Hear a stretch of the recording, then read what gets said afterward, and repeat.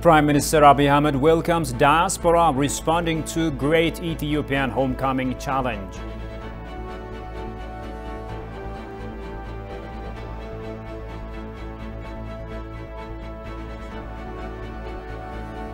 And US political analyst dubs ENDF's tactical halt as highly strategic.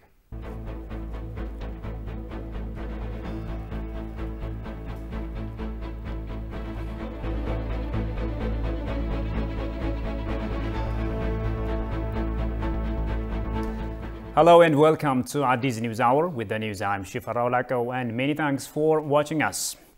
Prime Minister Abiy Ahmed has welcomed Ethiopian diaspora returning home in response to the Great Ethiopian Homecoming Challenge that he has announced so far. Jerusalem Batsia has more. Prime Minister Abiy Ahmed has welcomed Ethiopian diaspora returning home in response to the Great Ethiopian Homecoming Challenge that he had announced so far. On his welcoming speech, the Premier underlined that this is the time when Ethiopia has tested a lot as a nation. Ethiopia's enemies have left no stone unturned in order to agitate her, that Ethiopia thrives with the help of collaboration between her daughters and sons. Tribulations have made unity of its children stronger and stronger. The terribles have enabled Ethiopia to leverage its resource. Ethiopians diaspora living all over the world has shown strong solidarity with their country in times of need. They defended interests of their Ethiopia when some had tried to cloud realities on the ground in the country with disinformation and impose pressures in the country, he said. The Prime Minister further called upon members of the diaspora community who have returned home to visit impacted areas and support Ethiopians who have been affected by the TPLF aggression and investigate the extent of the atrocities committed by the terrorist group and expose them to the rest of the world upon their return to the countries where they live. Over the last 1.5 years, the Western forces have been campaigning negatively and they have been trying to put their pressure on Ethiopia in many ways. On these difficult times, patriotic Ethiopians have been showing their cohesion to their people by speaking the truth about the country to the world. On their journey, many Africans and the black people and other oppressed peoples have been also joining Ethiopians for the campaign in protesting in front of embassies, international organizations, palaces and mass media outlets to denounce the US and its allies' intervention and pressure on the sovereign state Ethiopia. The cause of Ethiopia has now become the cause of black people everywhere. African brothers and sisters are picking up this call to stand up with Ethiopia. The hashtag No More movement was begun in America. It is now like wildfire again. People in the Caribbean, in Jamaica, St. Kitts, Trinidad and Tobago, St. Vincent, everywhere, Caribbean nations are picking up the cause of Ethiopia and fighting with Ethiopia and supporting Ethiopia. So it has been international. It is now so international, no force can stop it. People are saying that today it is Ethiopia, tomorrow it might be us. And divided, we'll fall, but if we are united, we'll do it, we'll be stronger. So that's where we are now, and we are happy that the story that Ethiopia needs to tell. Though Western countries order their citizens to leave from Ethiopia, the Ethiopian government has contrarily called on Ethiopians and friends of Ethiopia from all over the world to come to Ethiopia to witness the reality of the country and to celebrate Ethiopian Christmas. Now, Ethiopian diaspora has begun coming to their homeland. Others are also on the way and have been busy in booking their flights for the fast approaching Great Diaspora Homecoming Challenge. It is for the first time that, the head of government, the leader of the country says, given the Ethiopian situation, time to come home, time to reconnect with your people, time to reconnect with families, and time to talk about Ethiopia, to strategize and to stand for Ethiopia. So the reception was very warm, and the outcome of the call was that thousands and thousands of Ethiopians are now trying to get, their air tickets before all the seats are gone. So that's where we are now. And the message is very powerful. The message is powerful. Up to now, people come to back home, because of work or just because of to see family and members. But now the call is made by the leader of the country, saying that the Ethiopian community in the diaspora come home, be with us, celebrate with us, stand with Ethiopia. And I see it to be very, very positive and well taken by the diaspora. Ethiopian Airlines, Ethio Telecom, private and government-owned hotels and other service-giving institutions have already announced discounts on their service to make the challenge attractive to all. Ambassador and permanent representative of Ethiopia to the United Nations, Taye Asqasillase, says Ethiopians need to pay tribute to the fallen heroes for the sovereignty and territorial integrity of Ethiopia. A webinar meeting was organized by the International Consortium of Ethiopian Diaspora. Habtamu Ashagri has more. Ambassador and permanent representative of Ethiopia to the United Nations, Taye Asqasillase has called for tribute to heroes and heroines who sacrifices themselves for the sovereignty and territorial integrity of Ethiopia. Addressing a webinar meeting by International Consortium of Ethiopian Diaspora aiming to discuss on the homecoming campaign to bring 1 million Ethiopian diaspora, Ambassador Taye called on Ethiopians to nurture habit of encouraging brave fighters for their sacrifices to safeguard sovereignty and territorial integrity of the nation. On the other hand, he said that the Great Ethiopian Homecoming Program will better deliver a great political message to powers that are pressuring Ethiopia. This homecoming program is an instrument to show the unity and solidarity to the rest of the world, and it also amplified the new hope and sustenance of Ethiopians, the ambassador added. The overall movement of Ethiopian diaspora and Ethiopian origin is a great political message for all unfair foreign pressurizers, as well as other anti-peace elements that are working to demolish Ethiopia. According to Taye, Ethiopian diasporas are coming together to magnify how Ethiopian and Ethiopians are standing together during hard times to the rest of the world. As part of this move, the ambassador underlined Ethiopia is not a country like others, simply demolishing and operating like they only want. Outsiders have to know that Ethiopia is continuing by restoring its own sovereignty and integrity like before. The homecoming challenge is a journey of survival, and it is a time of healing from the wound, Taye pointed out. To be Ethiopian means owing for determination and rather an immediate happiness, no despondency, the ambassador remarked. Peace-loving is the sustenance source of Ethiopian. Perseverance of Ethiopians emanate from their love of peace, he said, calling for peaceful dialogue and related mechanisms to address circumstances.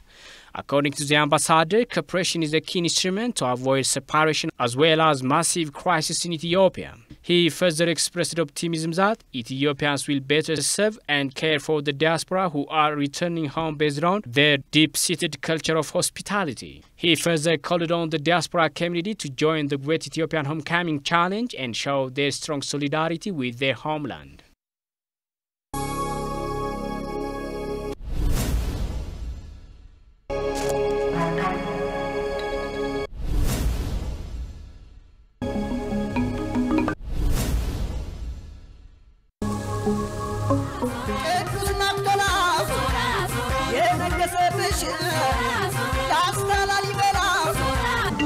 It's about 9 a.m. this morning.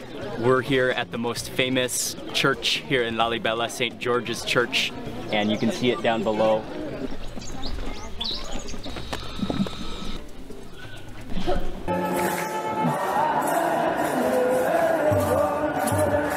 Merry Christmas.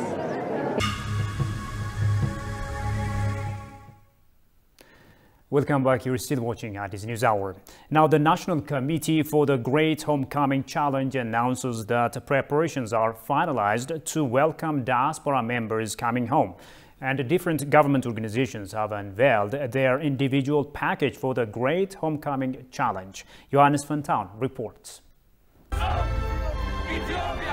It's to be recalled that the diaspora community has been carrying out various activities against the pressure imposed on Ethiopia by some foreign governments. Many of these activities have taken place in large cities around the world, especially in protest of some Western governments for their inappropriate intervention in the internal issues of Ethiopia. The Ethiopian government has been undertaking various activities to put in use the unity of the diaspora. The activities were started by establishing a national committee headed by Demek Mekonnen, Deputy Prime Minister and Foreign Minister of Ethiopia.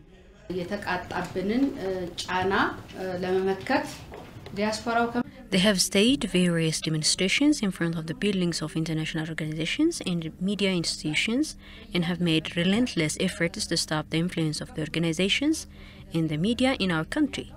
They also provided significant financial and material support to the armed force and to those affected by the war.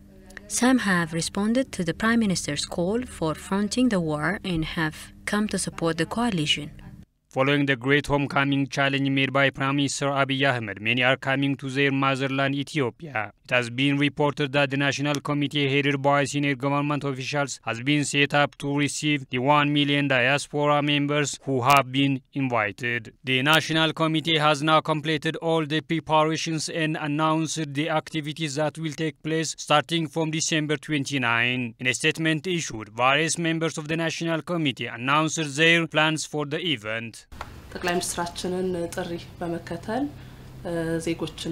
By accepting the call of the Prime Minister, Ethiopians living abroad and friends of Ethiopia are coming to Ethiopia.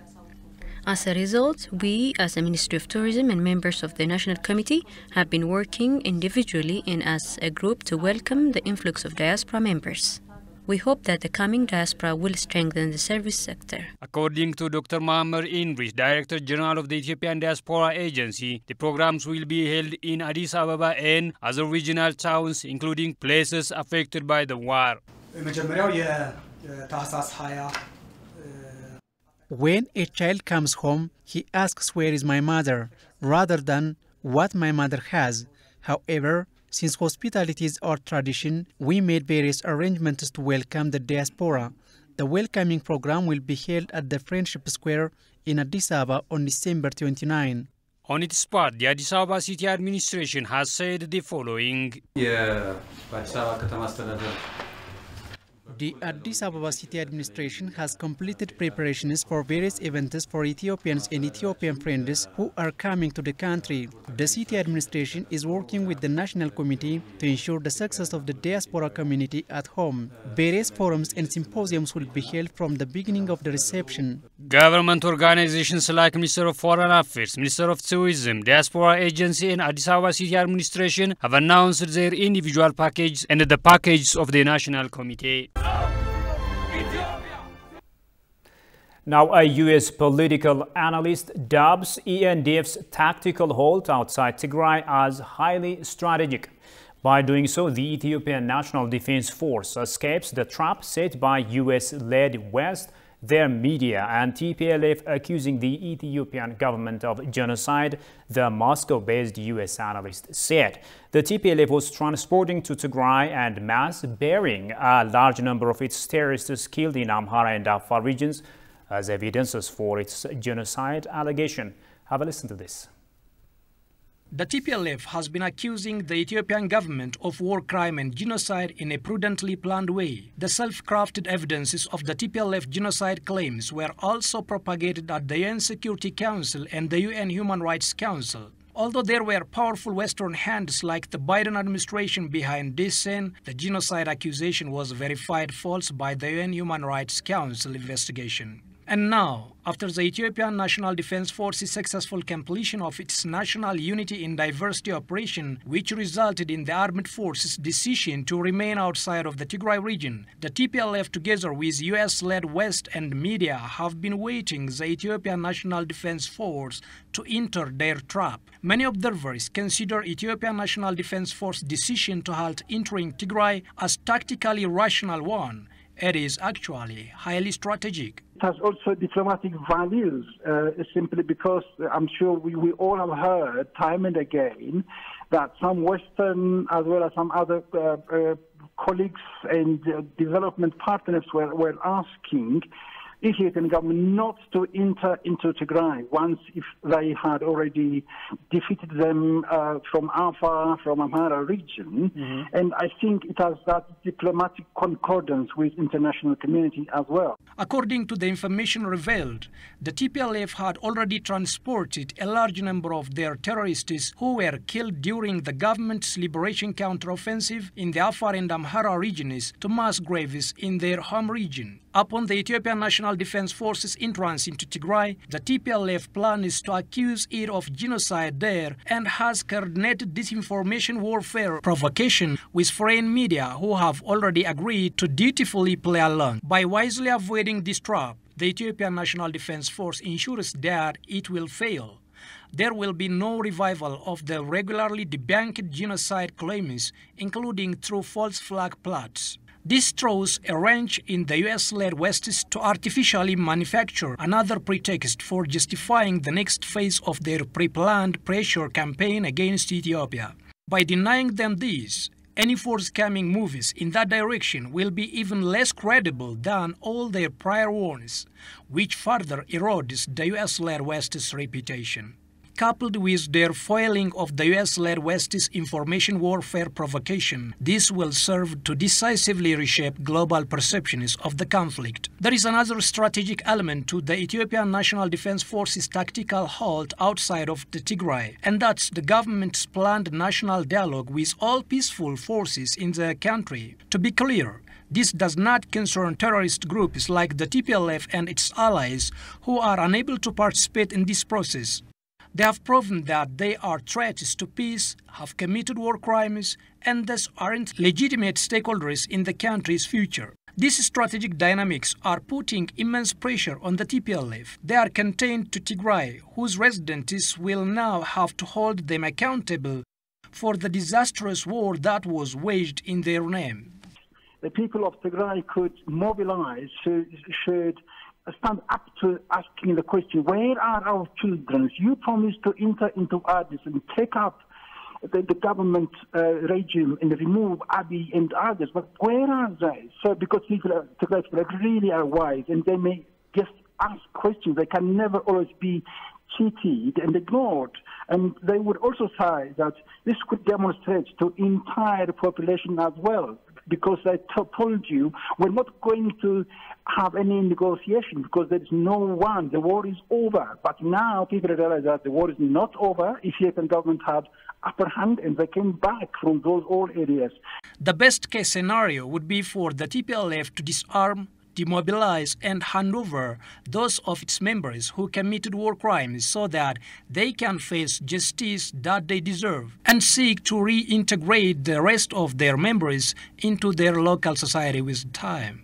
It has to be underlined that the government can also enter Tigray region at any time to fulfill its responsibilities of maintaining sovereignty and integrity of the country. Now, the Minister of Finance, Ahmed Shide, says an additional 5 billion birr budget has been allocated in order to rehabilitate the war-affected people. He further stated that the rehabilitation program is government-led, coordinated and programmed at all levels and will strive to bring a lasting solution. Ahmed also urged the regions to actively involve, cooperate with other national committees and engage the private sector and the diaspora in the said activities.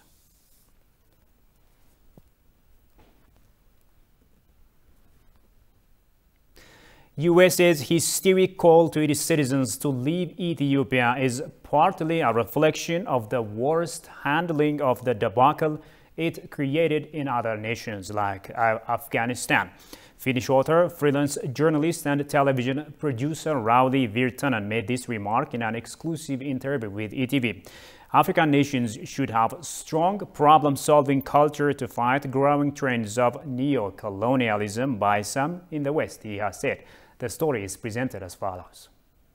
The Finnish author, freelance journalist and television producer Rauli Virtanen has covered wars and conflicts since the Vietnam War in 1972 and visited every independent state in the world. Recalling America's horrible handling of the debacle it created in Afghanistan, he says USA's repeated hysteric move to evacuate its citizens from Ethiopia is partly a reflection of this issue. Mostly what I was surprised, I mean, I was in Afghanistan when I didn't follow so much of the news in Ethiopia, but I noticed that the Americans, they say, we have to leave Addis Ababa. European Union said embassies, foreigners have to leave. And I was wondering, what is this? I mean, I don't see any signs that the government is going to fall there or whatever.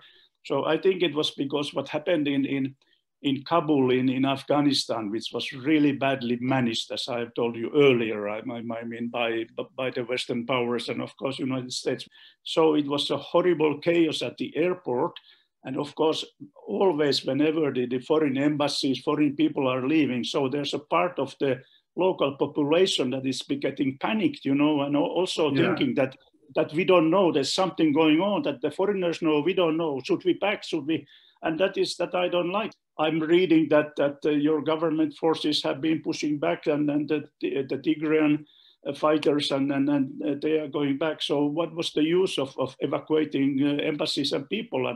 Regarding media war waged against Ethiopia by major Western media outlets, he says the East African nation's top priority should be revealing the realities on the ground. In Ethiopia's case, you could show that this humanitarian assistance relief convoy has been destroyed or hijacked by the other side, the Tigrayan people, like we have read, and then things like that, and then in interviewing and people talking there, but it's very difficult. I mean, I'm not so keen that you should. I don't think you should so much about fighting these big organizations like CNN or whatever. I mean, just stay solid and tell the facts and provide as much as you can the information. He also says the continent of Africa needs to have a robust problem-solving system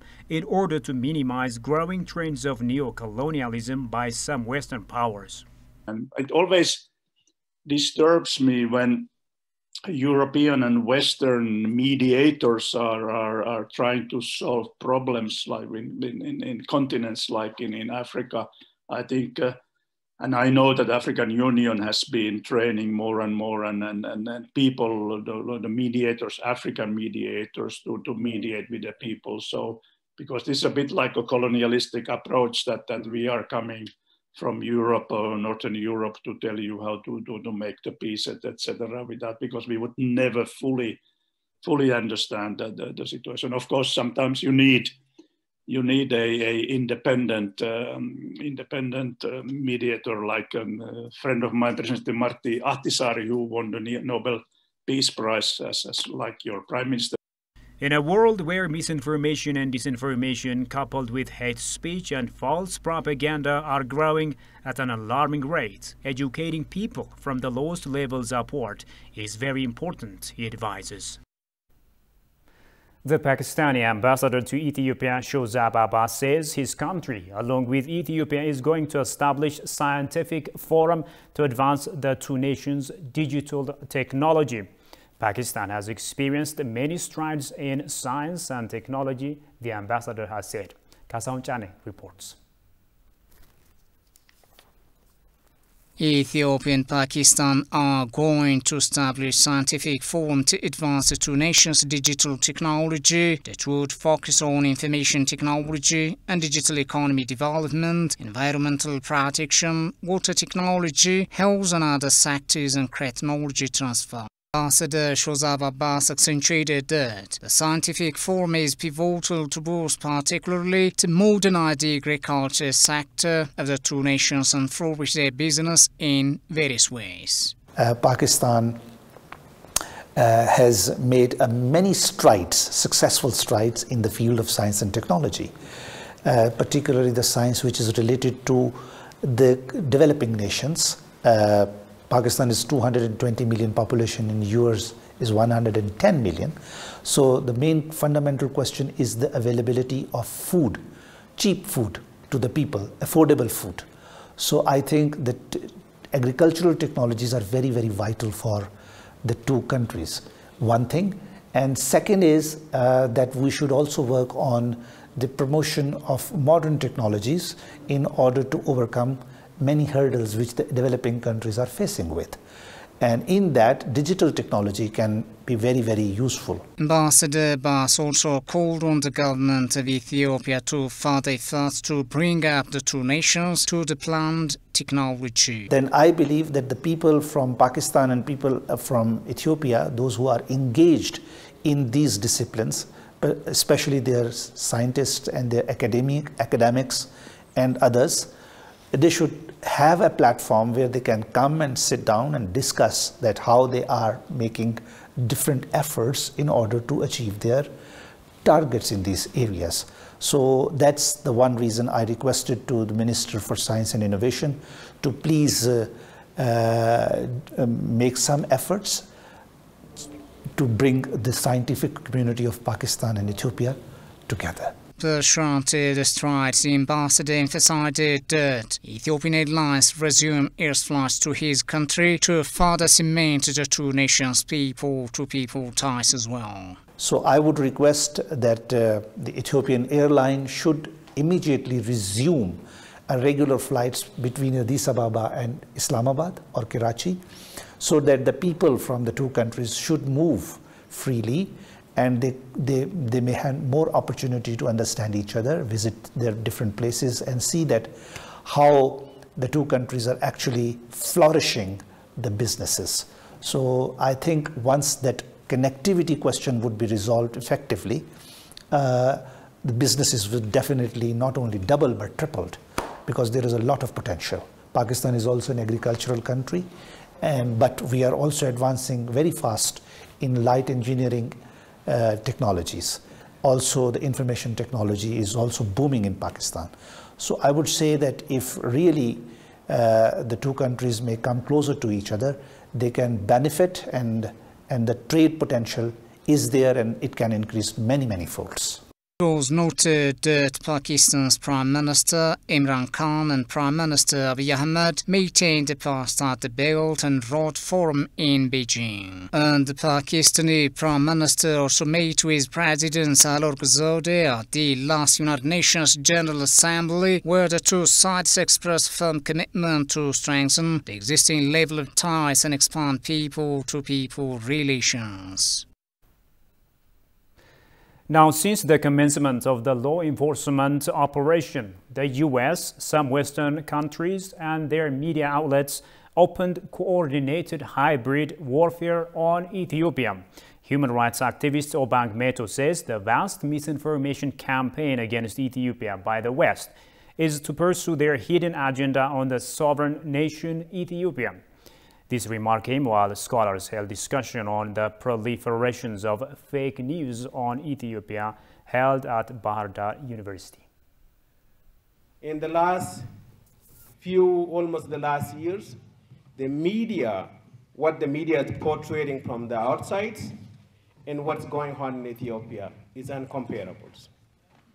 Why? Because those people have their own agenda. The agenda of today,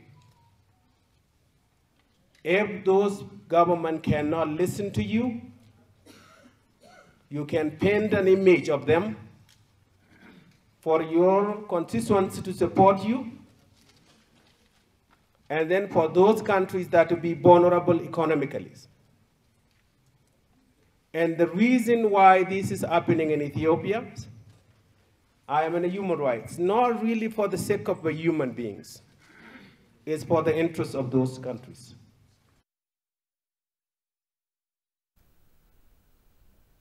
Since last year, some of the Western media outlets have been reporting willfully distorted facts to manipulate the Ethiopian people, Obang said.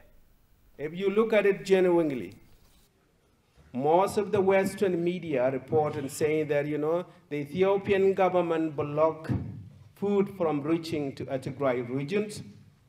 They never mentioned once the TPLF has blocked food medication reaching out to Ethiopia. who are in Afar, who are in Amara region. So when we talk about fake news, it is an intention, it's a fabrication, disinformation, and to manipulate the peoples. We will remember and we know Iraq was one time a country that where people were living in a much more better life than today. And Iraq war came in the name of there were a nuclear weapons. Until today, it's never been found. He also stressed that the problem of Ethiopians should be solved by Ethiopians only. Have a listen to this. The problem of Ethiopia, it was created by the Ethiopian, can be solved by Ethiopian, period. And outsiders, if the problem in Washington, D.C., in London, in Brussels can be solved by those people with Ethiopia needing it, there's no need for Ethiopians, other outsiders to come to Ethiopia. This has been going on again and again and again. Last year alone, the UN Security Council, not one, not twice, not three, called an Ethiopian issue and called it a national security issue. It was about the waters. The source of the water of Ethiopia come from where I am standing. Ethiopia never say that we don't want to share the water. They want to say that we want to use part of the water. It doesn't need to go to a UN Security Council on issues. She found a town called Gonda Town. I've never even heard of that town before I got here. And she was like, okay, let's check out this town. The only problem was that this town was 12 hours away from Addis by road. And it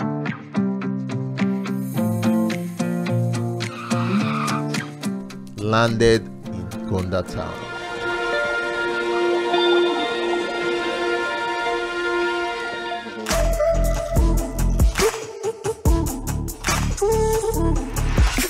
He told us about a place called Simeon's Mountains, and boy, his place is another thing on its own.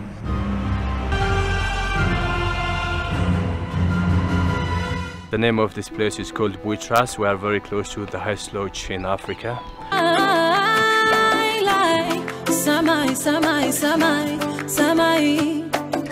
Hey guys, just got to the restaurant now.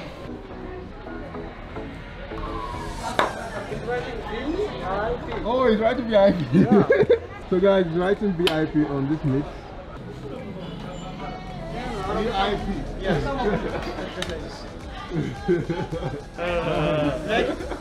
Guys, this is raw meat. Raw meat.